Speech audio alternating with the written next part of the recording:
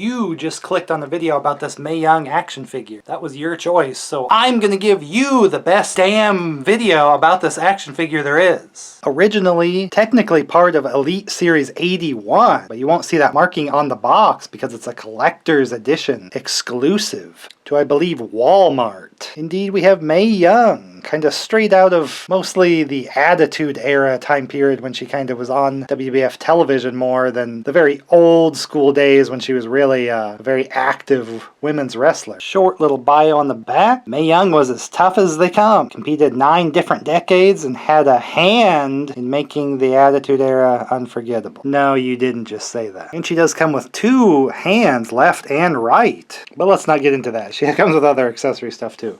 I don't know if the dust is supposed to be on here, if that's a feature, or if that's just I've waited too long to open this up. Probably that one. But let's take a closer look. Of course, we have the Mae Young Classic trophy. After she did pass away, they did a tournament in her honor. All women's wrestlers. Probably the main reason we're getting a figure now, just because of that connection, but has the cool kind of crystal bit, no particular lettering exactly. Hollow inside there. The winner of the first one, Kairi Sane, which is a figure I probably should open up sometime, huh? Because they do kind of collect a loose little Japanese wrestler collection as well. So a former Joshi star here. Be able to put her trophy with that figure if I do get it opened up. But the main reason I got this figure was for her appearance in the Attitude Era. Here is her son and or daughter, question mark. Anyway, it comes with 2 open hands. But this figure comes with a lot of stuff. She's got her cloth jacket. It's kind of like reflective, kind of jewelish material there. Very cool. And we have the kind of crown hat here. It doesn't have all the colors of a real one or anything like that, but all the designs are here, so pretty well done just for that. Since it is a smaller item, kind of hard to get so many multiple colors represented on it. And that likeness, pretty good. They didn't go too crazy on making her too young looking. They really did the age well. So it's going to fit with the Attitude Era collection pretty awesomely. Again, I'm kind of desperate for some of the women's division of that time period because they haven't made very many figures. Her hair would have been like a bigger kind of poof, but they had to kind of shape it so that the crown could still fit on her head. Because she did have this for her entrances in that time period even, as well as her classic wrestling days of the past. This jacket more what she would have wore in that Attitude Era time period too, as well as this wrestling attire.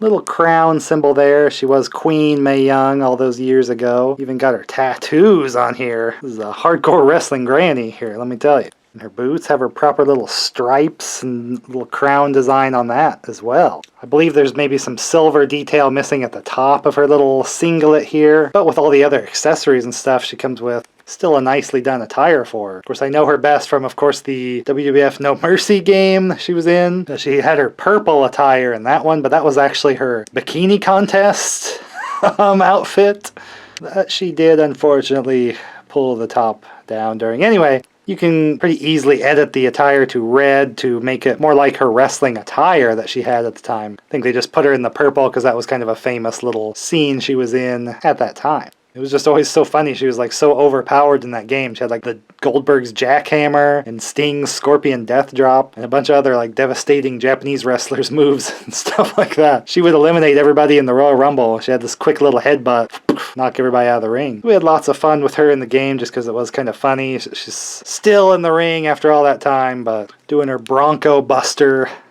move. Copying a lot of DX stuff. Very funny.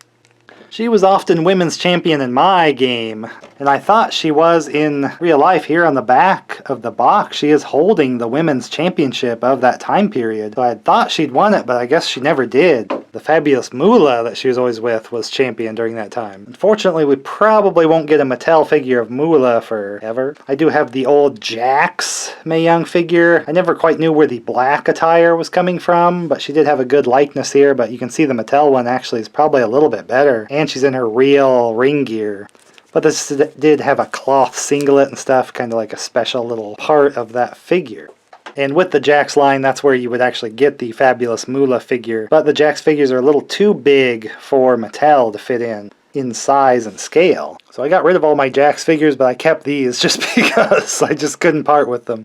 for some reason. So that's why I really like having the Mae Young figure in my collection. It's kind of sneak her into the Attitude Era, just another cool part of the show, dealing with Patterson and Briscoe sometimes, and all the women's division of the time. Always entertaining, even though pretty old, a little difficult to work in the ring, but sometimes character and just the presentation mean a little bit more than how hard you can work in the ring. All our entrance gear included, so I'm very happy to add this to my Attitude Era collection. I open and show every figure I get from this time period and WCW at the same time period too. So if that's the kind of stuff you like to see, you want to stick around here on this channel. Hopefully you'll, oh no, what the? Point of view, you're getting the Bronco Buster from Mae Young.